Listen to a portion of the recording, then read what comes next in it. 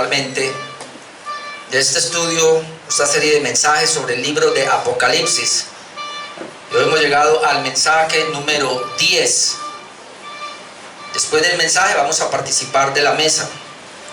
Lo veo necesario.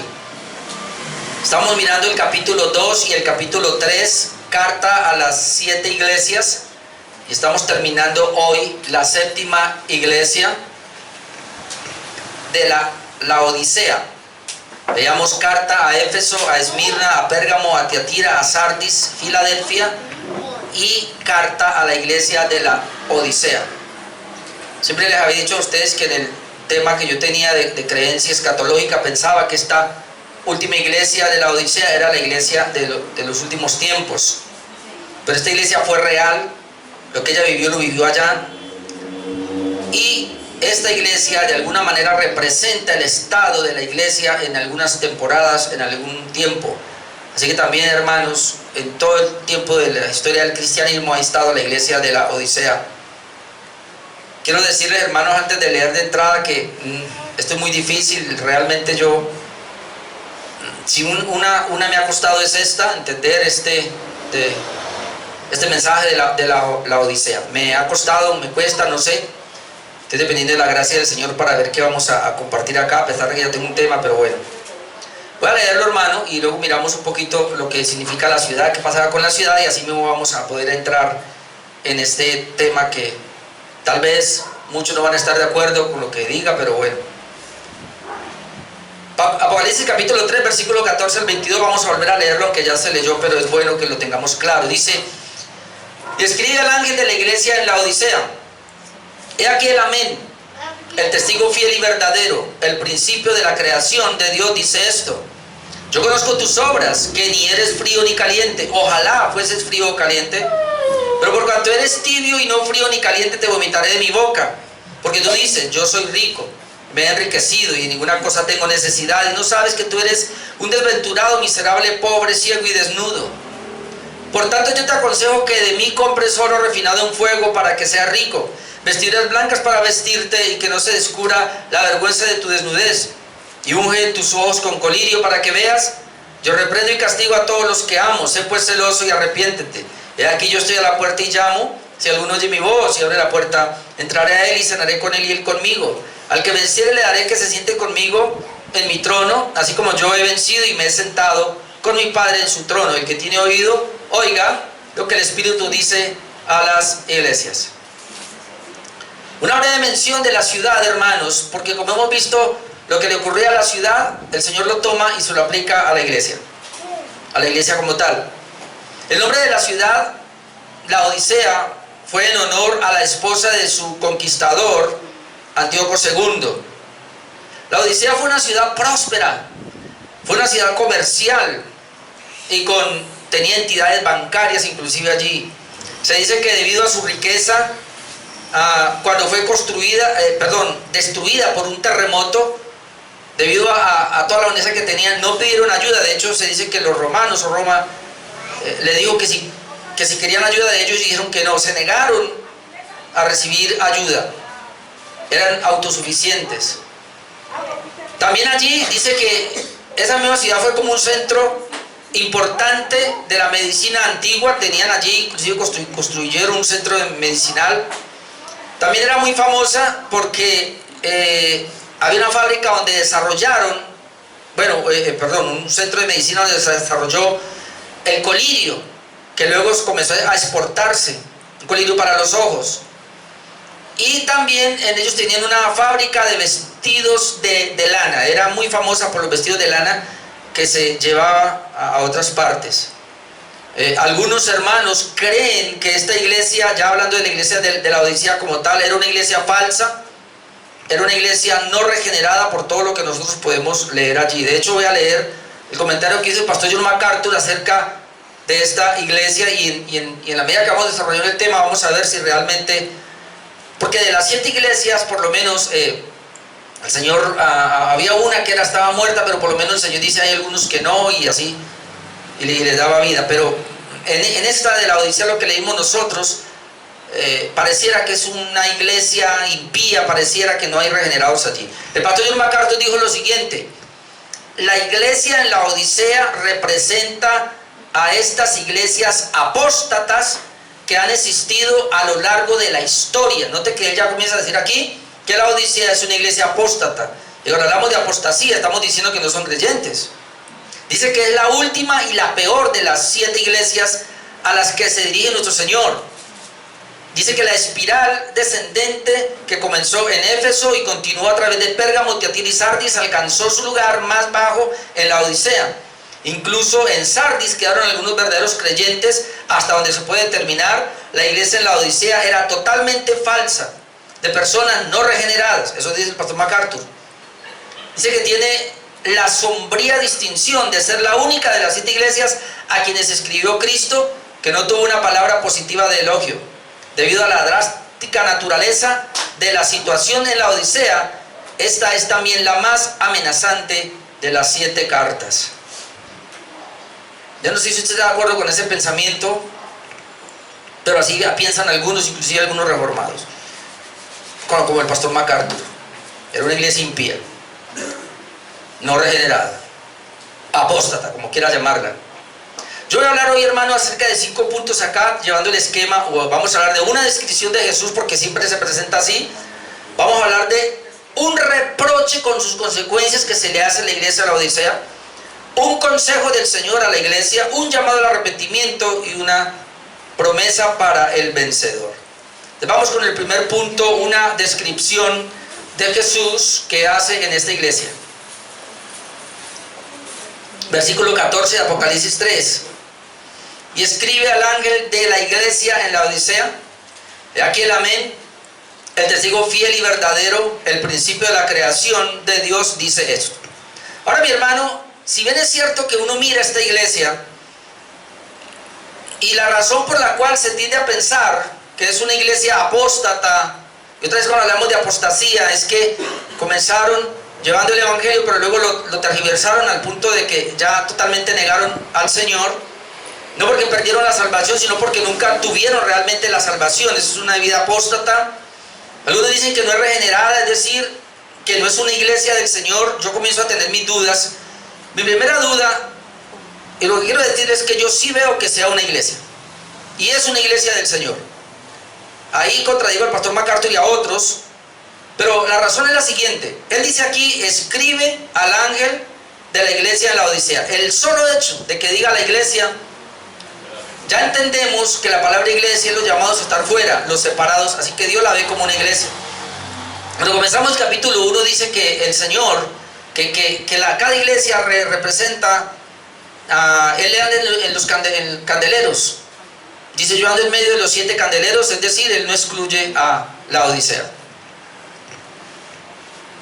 El asunto y lo terrible acá, y lo que yo no entiendo, no sé si lo pueda entender, y por qué dicen que es una iglesia impía o apóstata, por el hecho de que todo ocurría dentro tan normal, pero Jesús estaba afuera de la iglesia. Es decir, Jesús está afuera, y eso es lo que yo no entiendo, y tal vez no sé si lo podamos entender ahora, y pedimos a Dios que nos ayude en esta situación. Porque si Jesús está afuera y deducimos rápidamente entonces al no estar dentro, entonces no hay regeneración.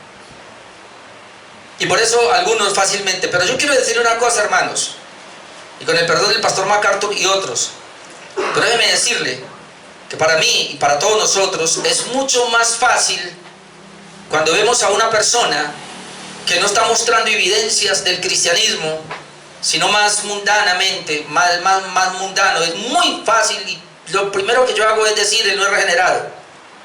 Es tan fácil como eso. Sin embargo, nosotros no conocemos realmente la condición de esa persona.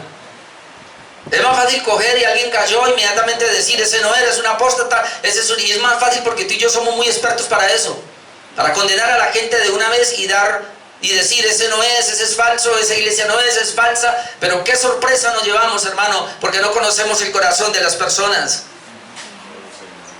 Yo le pido a Dios que nos ayude a no juzgar tan rápido, porque rápidamente uno en este momentico: Jesús está afuera, no hay nadie, Él no está dentro, entonces son falsos, no son de Dios. Y hay que mirar otras situaciones.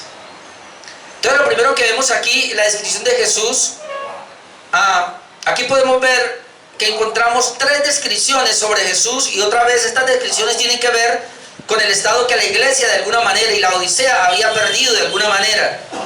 Y lo primero que él dice es: escribe al ángel de la iglesia en la Odisea. De hecho, ahí hay un pastor, porque si es un ángel es un pastor, y yo creo que el Señor lo tenía ahí. Dice: he aquí el amén. Él se identifica como el amén. Él se identifica como el testigo fiel y verdadero, y como el principio de la creación de Dios. Es decir, voy a ratificar quién soy yo. Lo primero que vemos aquí es que en esas descripciones que dice: yo soy el amén. Jesús es el amén. En otras palabras, Él es la verdad. Amén es una palabra que se usa para afirmar una verdad. Es una declaración para decir: yo estoy de acuerdo.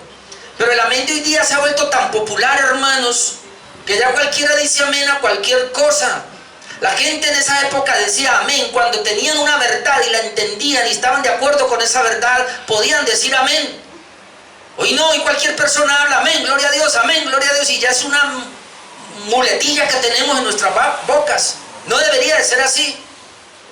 Yo aún pastores, y yo también me he equivocado, uno dice una palabra y amén, iglesia, amén, y uno espera que la gente diga amén. Ahora, ¿realmente están de acuerdo? ¿Realmente el amén sale de su corazón? ¿O solamente es una fraseología que usamos como cristianos evangélicos? Por eso tiene que decir: mira, yo soy la verdad. Amén es una transliteración de una palabra hebrea que significa verdad, confirmación o certidumbre. Es decir, de cierto, como Jesús decía: de cierto digo, o en verdad.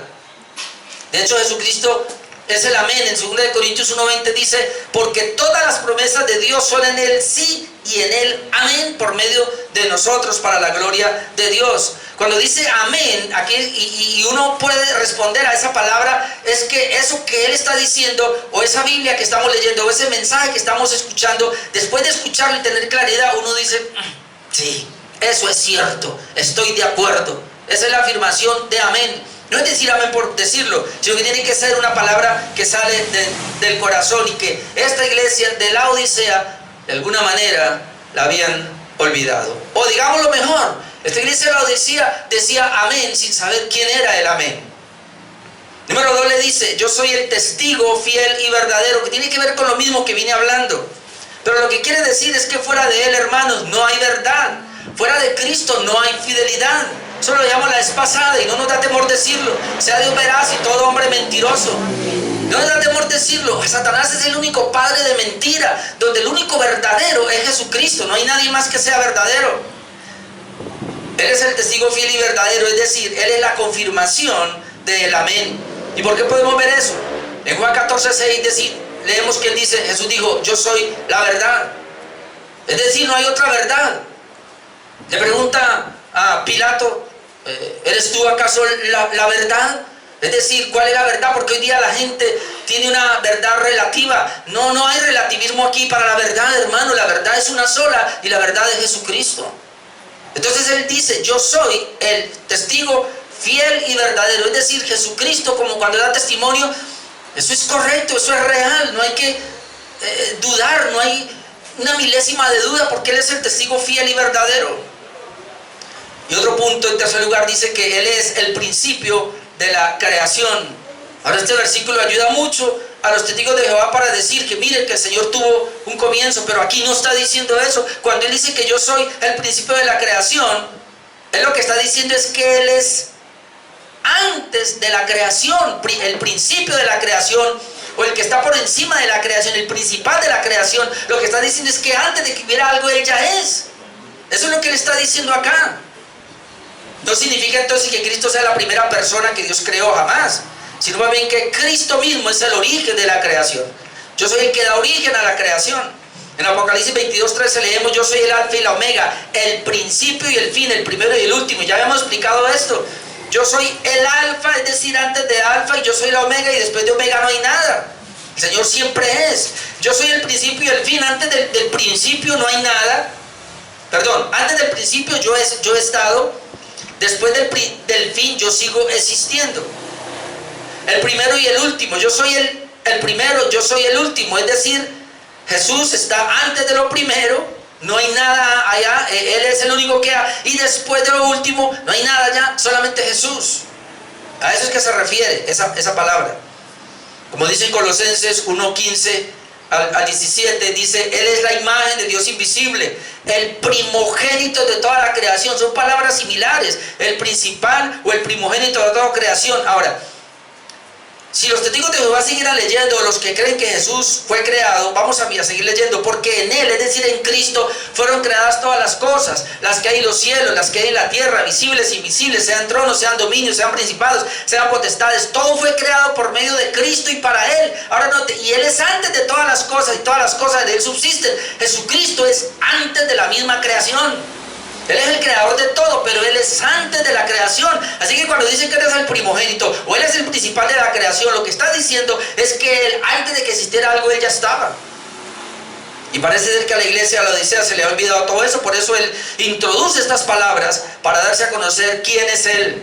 Y agarra esa iglesia, porque ahora, después de decir quién es Él, entonces la palabra que Él va a dar es una palabra fiel, es una palabra verdadera. La palabra que Él va a enseñar, hermano, es la única palabra y es la única verdad.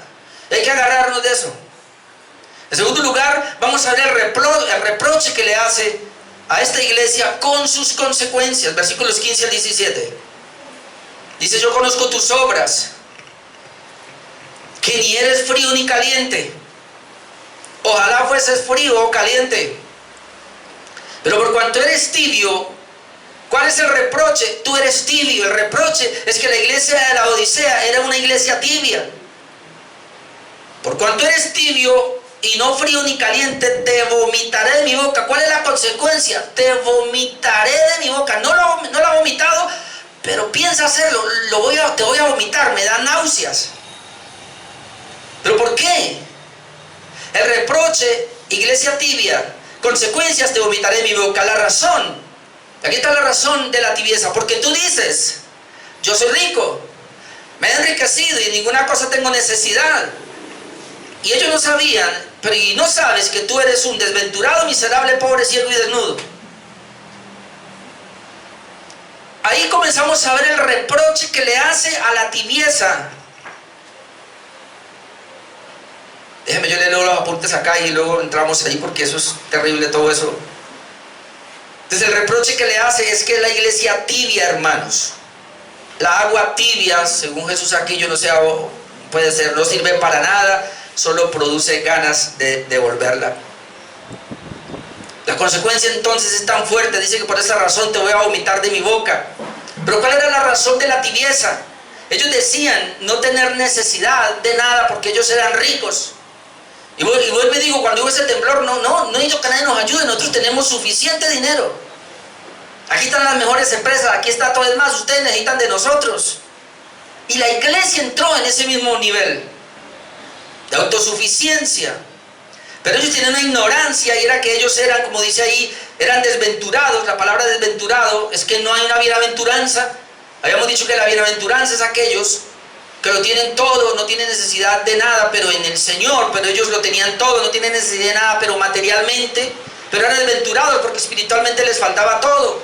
Por eso el Señor dice, ustedes son unos desventurados, ustedes son unos ciegos. ¿Pero cómo? Si ahí hay un centro de medicina donde estaban desarrollando el mejor de los colirios para la visión, que estaba siendo exportado inclusive, ¿y qué pasó? Pero el Señor les dice, a pesar de que tienen una buena visión natural, espiritualmente están ciegos.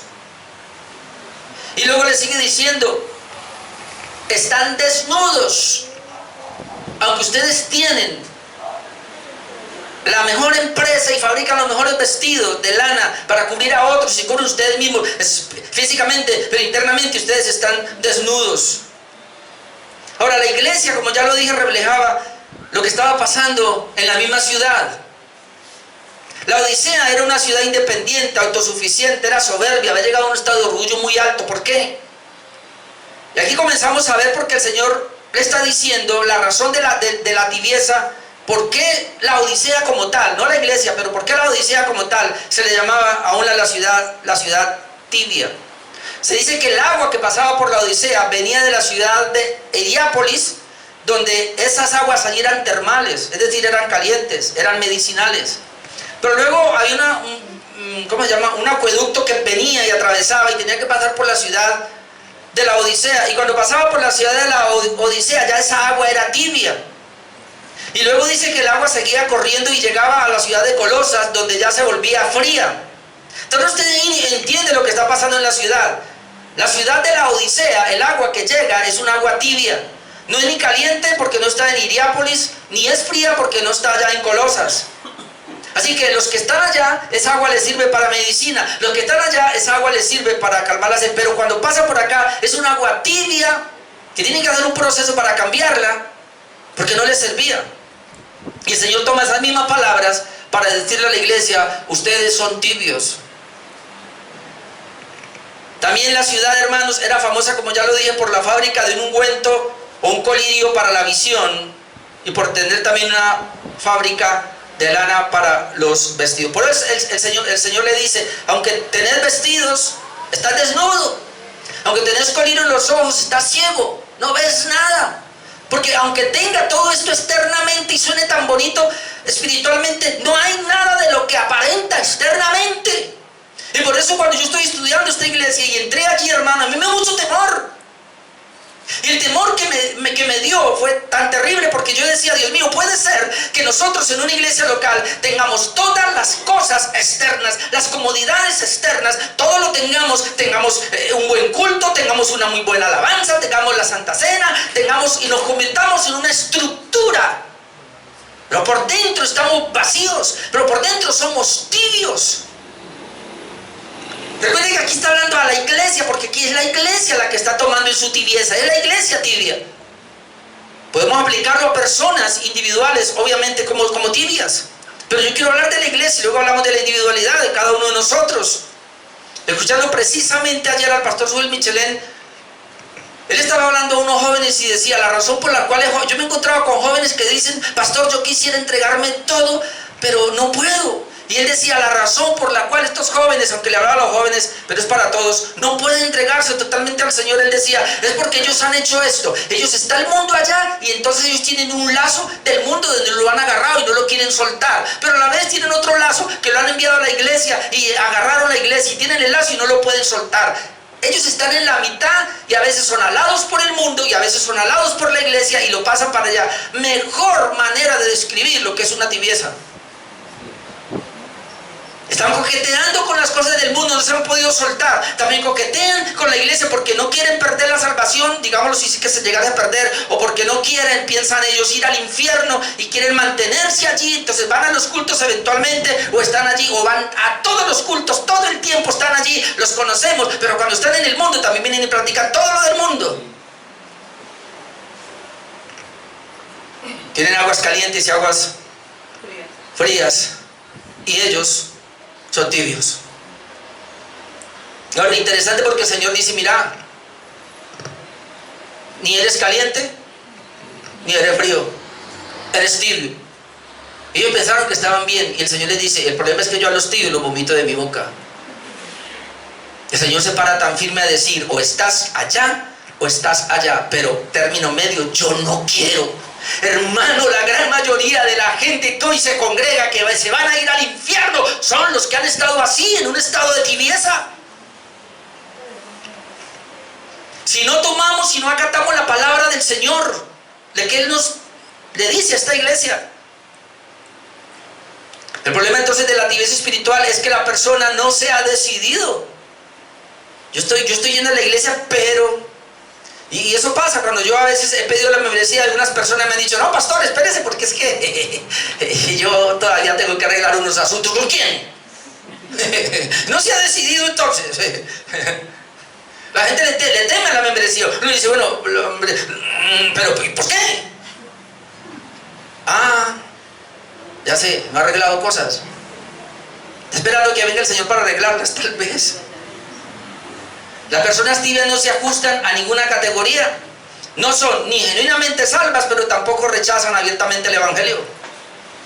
Yo sé que estoy hablando aquí y pareciera que estoy de acuerdo con el pastor MacArthur, hermano. Ayúdenme porque es que yo no sé cómo predicar acá. Mire cómo son descritos los tibios. 2 Corintios 3, 1 al 2, y luego saltamos al 4, 5, y léelo todo, pero bueno. 2 Corintios 3:1. También debes saber esto, que en los postreros días vendrán tiempos peligrosos, Note, porque habrá hombres, aquí está el tibio. ¿Quién es un tibio? Amador de sí mismo. Versículo 4, amadores de los deleites más que de Dios, que tendrán apariencia de piedad, pero negarán la eficacia de ella. Esto se evita. Hay un tibio. Tendrá la apariencia de piedad. Todos saben que es cristiano. Todos saben que va a la iglesia. ¿Ah? Pero al final negará la eficacia. Hermano, si no alcanza a coger la cita, no se pierda buscando. Usted sígame aquí, amén. Amén. Sígame acá. Ve, ya dije amén. Amén. Tendrán apariencia de piedad, pero negarán la eficacia de esa piedad con los hechos. Usted no es que se congrega, usted no es que es cristiano, y eso no lo hace un cristiano. ¿No ha escuchado eso? Los tibios son los más difíciles de evangelizar, porque creen que están bien. El escritor John Stott dijo lo siguiente: tal vez ninguna de las 7 cartas sea más apropiada para la iglesia del siglo XXI que esta. Describe vívidamente la religión respetable, sentimental, nominal, superficial, que está tan extendida entre nosotros en la actualidad. Nuestro cristianismo está debilucho y anémico. Parece que hemos tomado un baño tibio de religión. Es esto, hermanos, y por eso se acomoda tanto a lo que vemos hoy día en la iglesia. Yo sé que lo último va para nosotros, pero dejemos esto aquí. Uno mira, hermanos, y ve tantas personas congregando. Yo le digo, yo voy mucho a Adapa a hacer mi ciclismo, y cuando paso por ahí, a veces 10 de la mañana, a veces 11 o menos, yo he visto muchas veces cantidades de personas con vehículos y motos llenos, porque hay un concierto ahí en esa iglesia, o porque hay un predicador invitado, y la gente corre y la gente va para allá. Y entonces uno comienza a mirar estas iglesias hablando de prosperidad, del bienestar, de estar bien, y sí, uno ve a esas iglesias y uno ve aún al que estaba riendo en la calle con traje y corbata, las mujeres vistiendo bien, tienen los mejores vestidos, hermano, son gente adinerada, porque eso allá no caben los carros ni las motos. La gente está yendo en sus mejores vehículos y se congregan, como la iglesia de la Odisea, no les falta nada. Pero ¿por qué el Señor, cuando mete el dedo, diagnostica y dice: mira, usted dice que es rica, usted dice que tiene un colirio para sus ojos porque cree que ve, ay, tenemos la revelación, aquí sí está la verdad, en esta iglesia hay revelación cada vez, está la presencia del Espíritu Santo aquí, mire lo que pasa, esta es una iglesia que tiene un avance tremendo, y cuando el Señor los mira, dice: aunque ustedes dicen que ven, son ciegos. Aunque ustedes dicen que tienen mucho dinero, teología de la prosperidad, son desventurados, son pobres, son miserables. Aunque ustedes dicen que tienen y se cubren externamente bien porque tienen los mejores equipos, los mejores qué sé yo, todo esto, pero ustedes están desnudos. No tienen la riqueza del Señor, no tienen la visión de Dios, y no tienen el vestido de Dios. Pero cuando uno mira de esa manera, uno dice: claro, es una iglesia apóstata.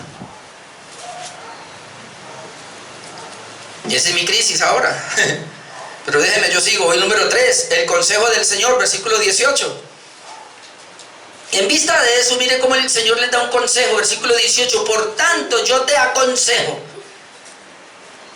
que de mí compres oro refinado en fuego, para que seas rico. Compres también vestiduras blancas para vestirte, y de mí compre, y no sea descubierta la vergüenza y tu desnudez, y de mí compres colirio, unge tus ojos con colirio para que veas. El Señor aquí le da 3 consejos a esa iglesia, que era lo que no tenía, y que decían que tenían pero no tenían. Y cuando yo me estoy metiendo aquí, hermano, en el mensaje central, el punto es este: hay una estructura muy bonita externa. Los cultos son hermosos, la gente sale alegre, contenta, llorando, con visiones, con promesas, con sueños, pero en ese culto el Señor estaba afuera. Con eso el Señor les aconseja, les dice, mire,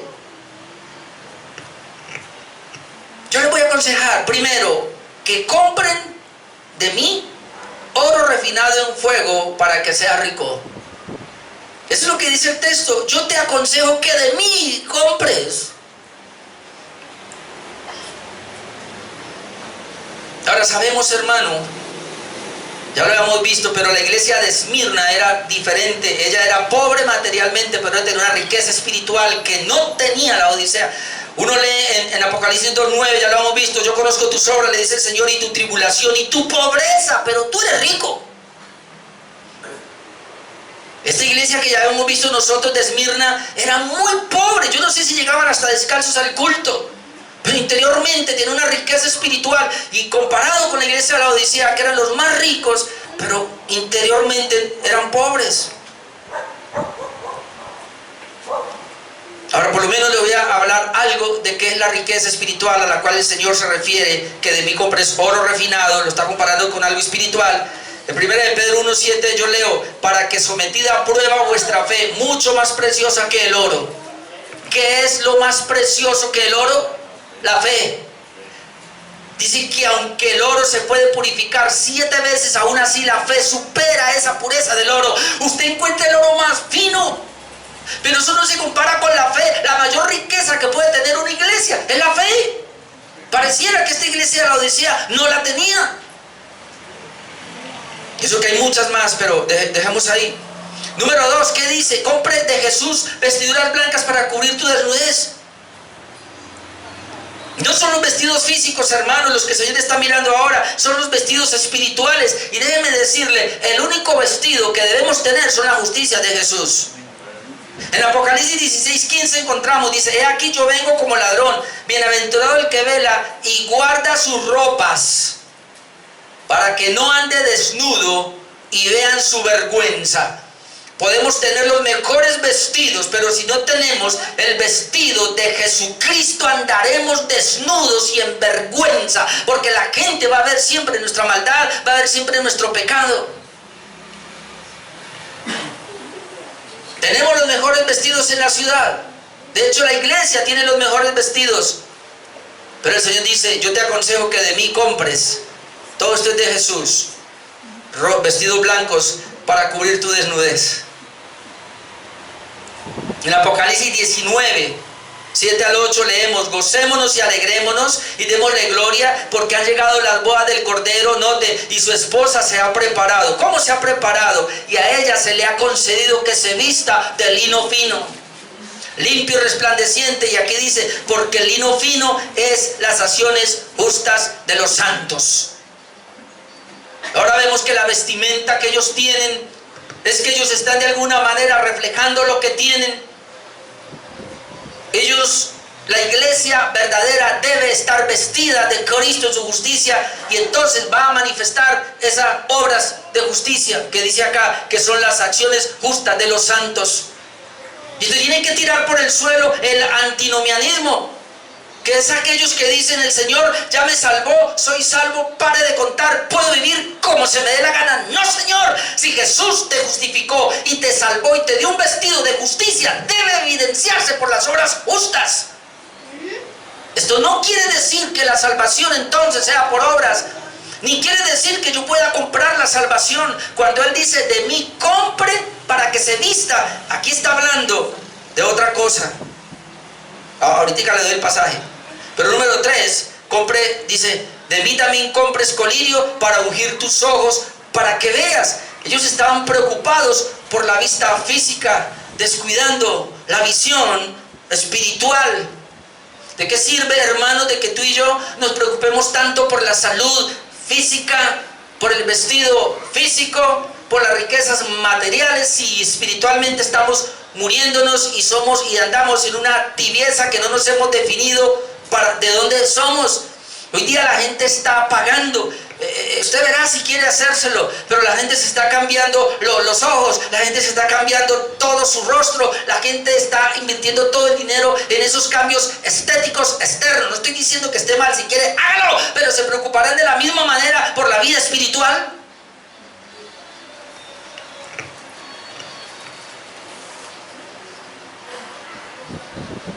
Note lo que dice de la visión, y ahora esto ya nos preocupa más. Mateo 13, 13 al 16. En Mateo capítulo 13, versículo 13, yo leo. Jesús dijo, por esto les hablo por parábolas. ¿Por qué el Señor? Porque viendo no ven, y oyendo no oyen, ni entienden, de manera que se cumple en ellos la profecía de Isaías que dijo, de oída oiréis y no entenderéis, y viendo veréis y no percibiréis. Hay gente que viendo no pueden ver, porque el corazón, y ahí ya vamos llegando al punto, porque el corazón de este pueblo se ha engrosado, y con sus oídos oyen pesadamente, y han cerrado los ojos, sus ojos, para que no vean con los ojos y oigan con los oídos y con el corazón entiendan y se conviertan y yo los sane. Pero bienaventurados vosotros, dice, porque ven, vuestros oídos porque oyen. Es decir, aquí solamente hay un grupo que puede ver, y es aquellos a los cuales Dios les hace un tratamiento especial, si no, no lo van a ver. ¿Puede usted ir a una iglesia donde se predica la palabra todo el tiempo y nunca ver nada? ¿Sí? ¿Pero qué hablan ahí? Yo no entiendo lo que está diciendo ese pastor. Si Dios no le abre los ojos, usted no va a ver. Si Dios no le abre los oídos, usted no va a oír aunque oiga.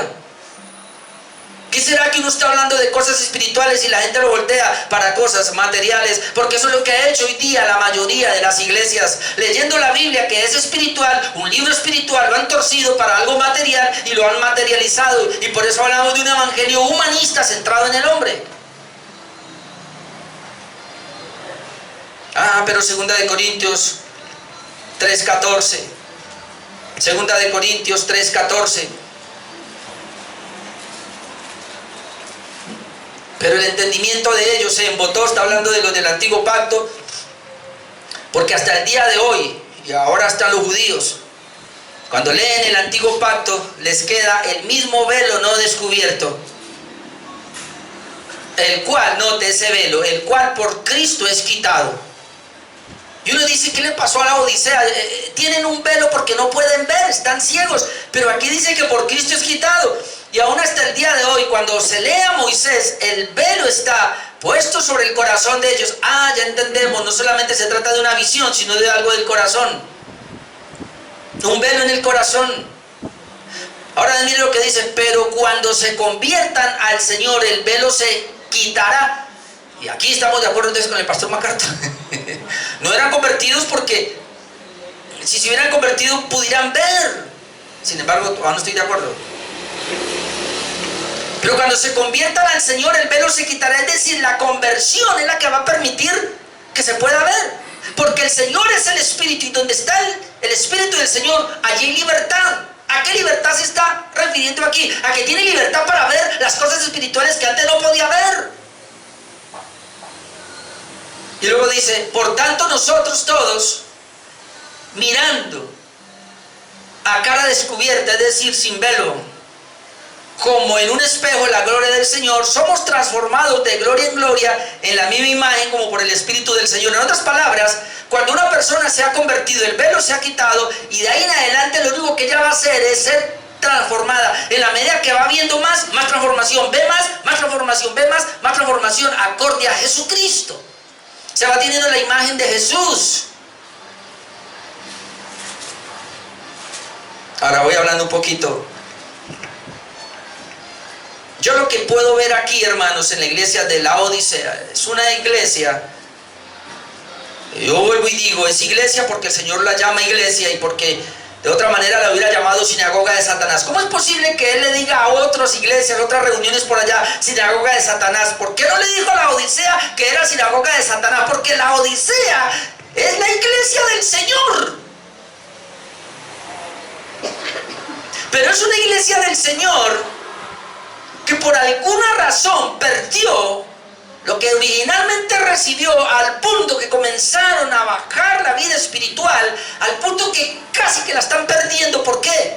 Porque ellos se volvieron como los impíos. Y qué bueno que Pablo dice, ustedes son como niños espirituales, son carnales. Es decir, cuando una persona no entiende el evangelio, se compara con el impío, con el inconverso, se le llama carnal, en el sentido de que es lo mismo. No que hayan cristianos carnales, sino que ha bajado tanto que pareciera al mundo, al impío, y se convierte como en un niño espiritual que no sabe las cosas, perdió la visión, perdió el oído de alguna manera, por abrazar, en este caso, la teología de la prosperidad, por abrazar el humanismo, por abrazar todos, digamos en este caso, ¿qué me importa más? Que suene mejor el micrófono, que la visión, que los videos salgan mejor, que las bancas estén bien acomodadas, que haya alfombra. ¿Qué me importa más? Que haya parqueo. ¿Qué me importa más? La estructura para que los hermanos se sientan bien. Pero aún así, el Señor afuera.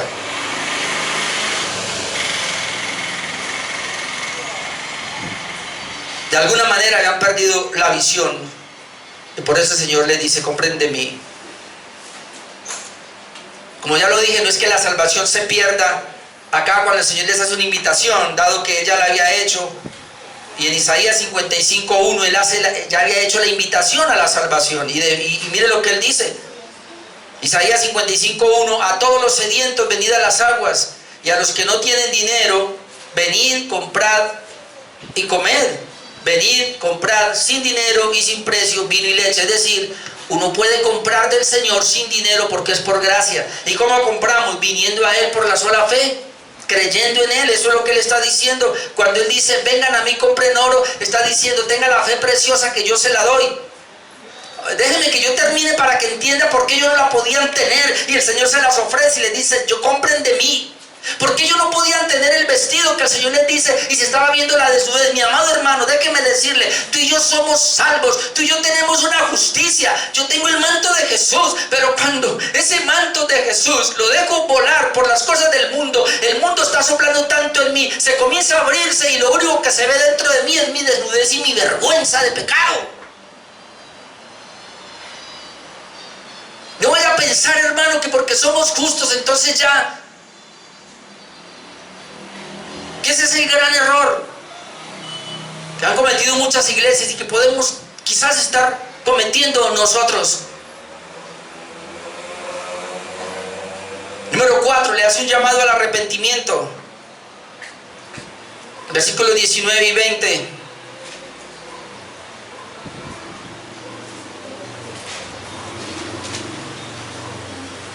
Yo reprendo y castigo a todos los que amo. Sé pues celoso y arrepiéntete. He aquí yo estoy a la puerta y llamo. Si alguno oye mi voz y abre la puerta, entraré a él, cenaré con él y él conmigo. Antes de llamado al arrepentimiento hay una advertencia. Y él dice: yo reprendo y castigo a los que amo.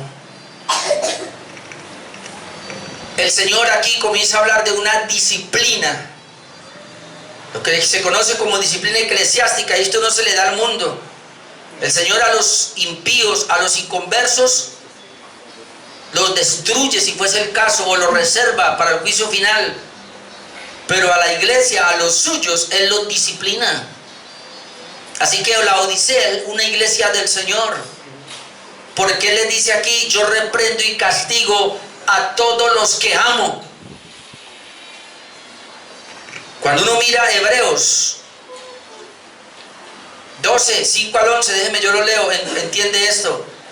Ya habéis olvidado la exhortación que como a hijos se os dirige, diciendo: hijo mío, no menospreciéis la disciplina del Señor, ni desmayes cuando era reprendido por Él, porque el Señor al que ama disciplina, es lo mismo, y azota a todo el que recibe por hijo. Así que la Odisea sí son sus hijos, o por lo menos como iglesia. No sé si todos, quizás no, pero entonces, ¿qué ha pasado en la Odisea? Que me parece estar viendo una iglesia impía.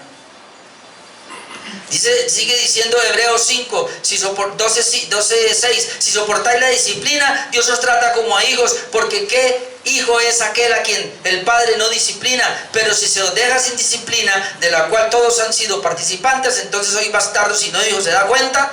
¿Por qué el Señor disciplina a esta iglesia?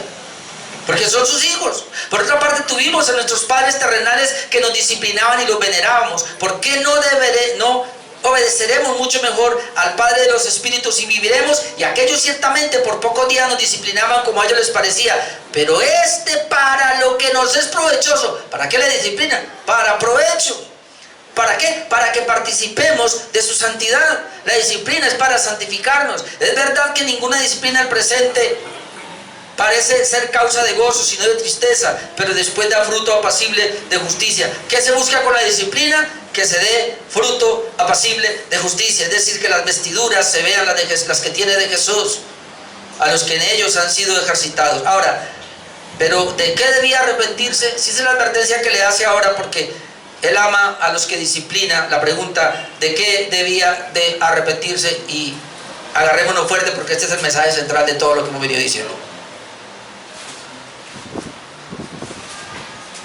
Y luego otra vez: yo reprendo y castigo a todos los que amo. Sé pues celoso y arrepiéntete. He aquí, yo estoy a la puerta y llamo. Si alguno oye mi voz y abre la puerta, entraré a él, cenaré con él y él conmigo. Debía arrepentirse de la falta de celo. En la iglesia de la Odisea no había celo por Dios. Habían perdido el celo de la palabra, habían perdido el celo de la verdad. De alguna manera se estaba mundanalizando la iglesia al punto que llegó a ser tibia. Por eso Él le dice: sé pues celoso. Habían perdido el celo. ¿Y qué tienen que hacer ahora? Arrepiéntete, es decir, vuelve a tomar eso. Debía de arrepentirse también de ser una iglesia sin la presencia del Señor. Y uno dice: pero ¿cómo es esto? Y ahí es donde nuestra mente va a volar. Porque luego le dice el versículo 20, y le está hablando a la iglesia. Aquí no le está hablando a una persona. Apocalipsis 3:20 ha sido muy mal usado. Estos evangelistas pensando que este es un versículo para evangelismo. ¡No! Este es un versículo para una iglesia. Y a la iglesia le dice: he aquí, yo estoy a la puerta y llamo. Es decir, la iglesia está reunida con todo lo que concierne a su culto, pero el Señor está afuera. Y lo más terrible es que está tocando. He aquí, yo estoy a la puerta de la iglesia, y está tocando y está llamando. Debía entonces arrepentirse de que estaban sin la presencia del Señor. Y entonces aquí entramos en un problema. Y yo entiendo ahora al pastor MacArthur y a los que dicen de esa manera: si el Señor está afuera, no está adentro. Yo entiendo que para yo ser un hijo de Dios, el Espíritu Santo tiene que estar en mí, y yo lo creo también. Pero yo aquí no estoy viendo que Él esté diciendo que el Espíritu Santo no está en ellos. Hermano, yo meditaba en esto y le voy a decir lo que yo pensaba. Hoy día tenemos carismáticos, pentecostales, iglesias de fe, de esos movimientos nuevos, donde están hablando de la unción, de la presencia de Dios, de la presencia del Espíritu Santo, y están yéndose hasta allá, y muchas veces ni siquiera lo tienen dentro. Pero tenemos otra situación, y ojalá no nos pase a nosotros, iglesias reformadas con una muy buena doctrina, con una muy buena palabra, con una muy buena exégesis, con predicaciones expositivas, y están llenos de la palabra, pero tampoco tienen al Señor ahí. ¿Se puede dar el caso? Sí. Se dio el caso en la Odisea. La Odisea eran cristianos. Ellos pensaban que la presencia de Dios era por el movimiento, por la emoción que sentían, porque se caían, porque veían señales y milagros. Por el otro lado, creían que la presencia de Dios estaba porque se predicaba el mejor mensaje exegético, porque se traía la mejor doctrina reformada y se exponía allí, y entonces eso hacía que la presencia del Señor estuviera ahí dentro. ¿Quién garantiza que es así? Yo no estoy hablando ahora de individuos que tienen el Espíritu Santo. Yo estoy seguro que un creyente tiene el Espíritu Santo dentro. De hecho, si no tenemos el Espíritu Santo, no somos del Señor. Pero ¿quién está diciendo, hermanos, que el Señor va a avalar un culto, va a avalar una iglesia solamente porque es regenerada? Cuando el Señor, y este es mi punto, ¿de qué se tenían que arrepentir en tercer lugar? De no estar oyendo al Señor cuando llamabas a la puerta para tener comunión con Él. El punto de mi mensaje está aquí. Dime lo que dice: he aquí, yo estoy a la puerta y llamo. Él está afuera. Dice: si alguno oye mi voz, es decir, Él está llamando, está tocando, está hablando. Pero si alguno oye mi voz y abre la puerta, aquí no está hablando de la puerta de su corazón. No le ponga lo que no pone la Biblia. Está hablando de la iglesia. Si la iglesia espiritualmente que está congregada abre, me oye, yo estoy, en primer lugar se da cuenta que estoy afuera, que ahí dentro no estoy. Y si no estoy adentro, ¿a quién están adorando? Buena pregunta. ¿Para quién es el culto? Buena pregunta. ¿Hay cáscara? ¿Hay un cascarón sin vida? Pero Él está ahí porque es su iglesia. Y entonces Él dice: yo quiero entrar. Yo estoy a la puerta y llamo. Él está llamando. ¿Habrá entre todos los que están congregados ahí alguno que oiga mi voz y me abra? Si me abre ese, yo voy a entrar a Él, voy a cenar con Él y Él va a cenar conmigo. Muy difícil para mí este pasaje, pero luego Dios me da algo acá, y es esto: ¿puedo yo, Orlando, tener toda una estructura evangélica y como predicador tener los mejores mensajes y traerlos? Sí, puedo. Tener comunión con Él, sin tener comunión con mi Señor. Podemos hacer el culto, cantarle a Él, participar de la cena, hacer todo, diezmar, sin estar teniendo comunión con Él. Estoy pidiendo la comunión con Él.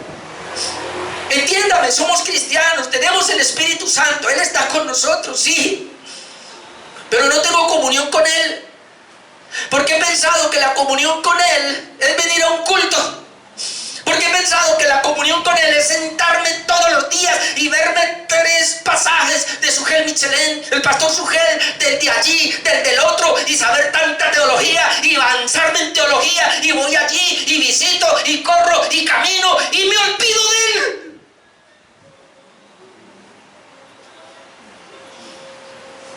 Por eso soy tibio, porque ni me doy al mundo ni me doy a Él. Y el Señor está que me vomita.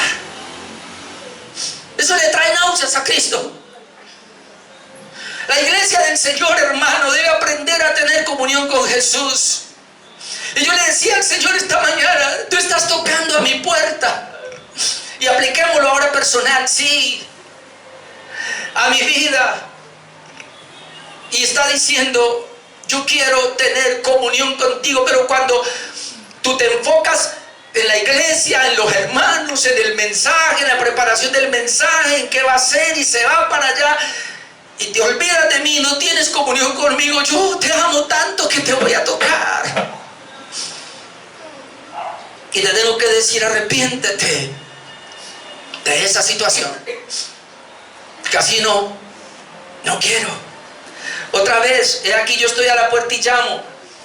Y si alguno, yo le decía: Señor, yo quiero ser ese, y ojalá seas tú, porque ahora es individual, ahora la comunión con Dios es individual. Sí, hacemos culto como iglesia, pero esta no es la comunión con Dios. Puede ser, pero ahora está apuntando de una manera muy personal.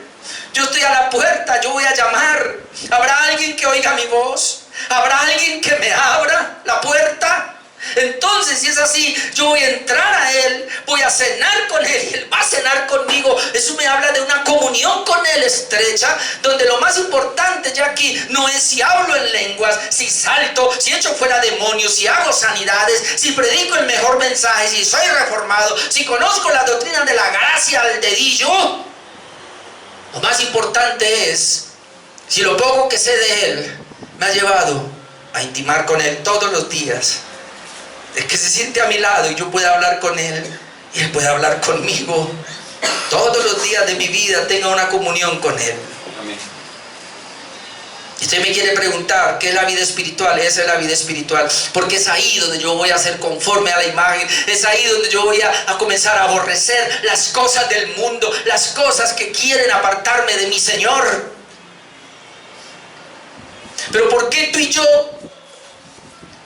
y muchos lo han dicho así, nos deleitamos tanto en las cosas del mundo? Y escúcheme, hermano, no que esté mal, pero ¿por qué tú puedes estar una hora y yo podemos estar una hora viendo un mensaje tan bueno, y cuando vamos a orar no tengo palabras para mi Señor? Se perdió la comunión y estamos llegando a ese nivel de tibieza.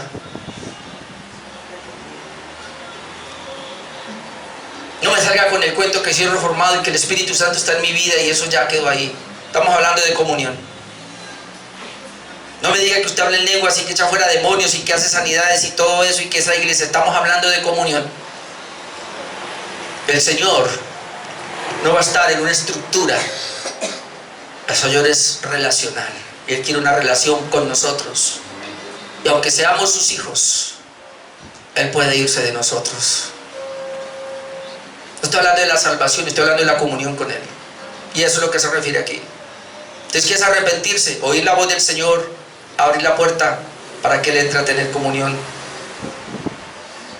El doctor Martin Lloyd-Jones escribió lo siguiente, dijo: arrepentimiento significa que usted reconoce que es un pecador y vil y culpable en la presencia de Dios, que merece la ira y el castigo de Dios, que está destinado al infierno. Significa que comienza a darse cuenta de que eso llamado pecado está dentro de usted, que se quiere librar de él y que le da la espalda en cada estado y forma. Usted renuncia al mundo, cueste lo que cueste, el mundo en su mente y perspectiva, así como en su práctica, y usted se niega a sí mismo y toma la cruz y sigue a Cristo. Eso es arrepentimiento. Y termino para que participemos de la cena. Hay una promesa número 5 para el vencedor. Y otra vez aquí, bien difícil.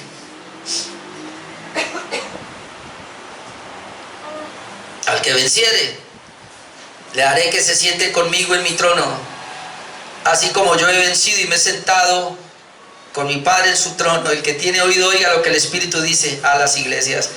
Y otra vez el mensaje para todas las iglesias. Hay una promesa para el vencedor, que se sentará con Jesús en su trono. ¿Y cómo es eso?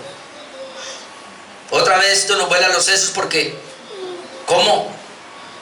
Está bien que Jesús lo dijo y se sentó en el trono del Padre, porque es Dios.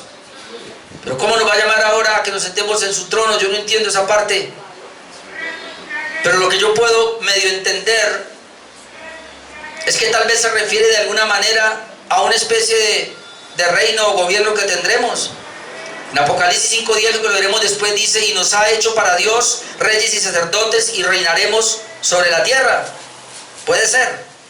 O como dice en 1 Corintios 6:2 y 3, dice: ¿o no sabéis que los santos han de juzgar al mundo? Los santos han de juzgar al mundo de alguna manera con autoridad.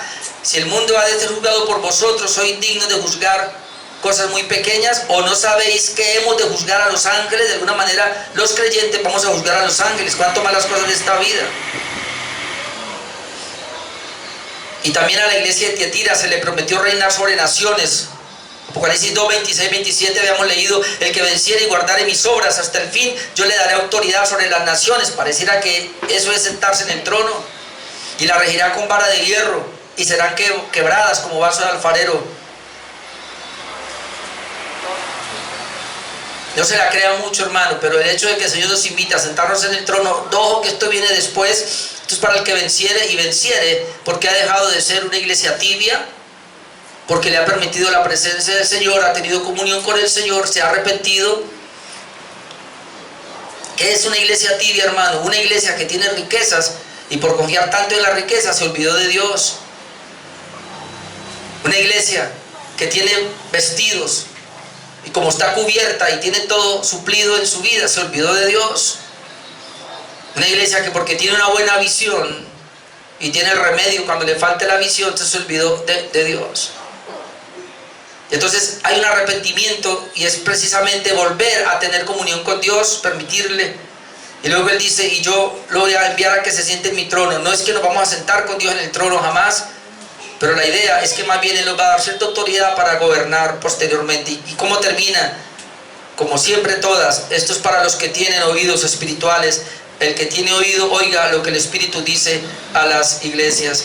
Y si usted y yo, hermanos, tuvimos los oídos espirituales, esta mañana vamos a entender que se trata de nosotros. Ahora no se trata de la Odisea, se trata de nosotros. Y permítame, le digo esto, ahora no se trata ni siquiera de nosotros como iglesia, se trata de ti y de mí a título personal, donde tú y yo vamos a tener que revisar este mensaje. Y si nos toca volver a leer y releerlo, vamos a hacer y decirle: Señor, yo me arrepiento. Él me está dando una oportunidad. Él me ama tanto que ve que estoy en capa caída. Ahora Él me va a dar una oportunidad. Arrepiéntete. ¿Dónde estás? Vuelve otra vez y comienza a tener comunión conmigo, porque esa es mi iglesia. Mi iglesia es comunión conmigo. No hay iglesia, no hay cristiano si no tiene comunión con la cabeza. Él es la vid verdadera, nosotros somos los pámpanos. La vid sigue virtiendo, tiene que vertir esa rica savia como cabeza. Esa vid vierte su savia y nosotros como pámpanos tenemos que estar constantemente recibiendo, si no nos vamos a secar. No es que la salvación se pierda, pero estas son advertencias para nosotros como reformados, que pensamos que tenemos la verdad y entonces nos hemos crecido al punto que ya ni oramos, ni ayunamos, ni hacemos vigilias. ¿Y qué nos ha pasado? No es que no es por obras y no es resultado de las obras. Como lo dije hace 8 días, ¿dónde perdimos eso? Por eso es muy fácil, hermano, y salirme por la tangente y decir: ah, no, eso es para impíos. ¿Por qué no revisamos más bien que es una actitud que estamos cogiendo nosotros? Porque pensamos que ya lo tenemos todo. Y déjeme decirle, en esta de la Odisea, aunque yo pensaba que era la iglesia de los días, y termino con esto, los más peligrosos aquí ya no son ni pentecostales ni carismáticos. Somos nosotros, por nuestro orgullo del conocimiento que estamos teniendo de las doctrinas, de la teología que estamos manejando. Porque déjeme decirle, cada vez estamos creciendo más en el conocimiento del Señor, y esto nos puede llevar a un orgullo al punto que nos afemos del autor de todo esto. Es Jesús. Es Jesús. Él es el dueño de la iglesia. Él es el dueño de tu vida y Él es el dueño de mi vida, y Él hoy nos está llamando a tener comunión con Él, hermano. Si lo entendió, se arrepentirá como me estoy arrepintiendo todavía yo. Que Dios nos dé su gracia. Bendito Padre.